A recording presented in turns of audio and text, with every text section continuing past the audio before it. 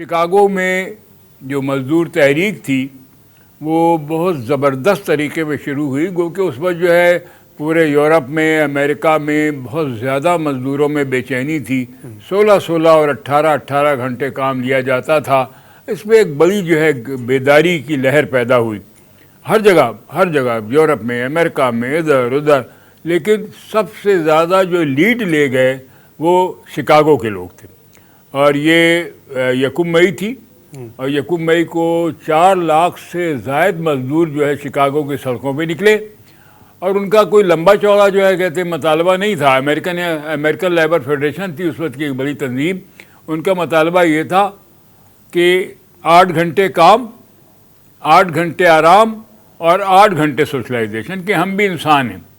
یہ مطالبہ لے کے وہ کھڑے ہوئے اور وہ نکلے۔ جب وہ نکلے تو ایک منصوبے کے تحت جو وہاں کی پولیس تھی اس نے مزدوروں کے اندر سے ایک بم پھینکا پولیس کے ایک دستے پہ، اور ظاہر ہے کہ جو مقصد یہی تھا کہ ایک ہنگامہ ہو، اور پھر اس کے بعد پولیس نے جو ہے بے تحاشا فائرنگ کی، 10 مزدور اس میں شہید ہو گئے۔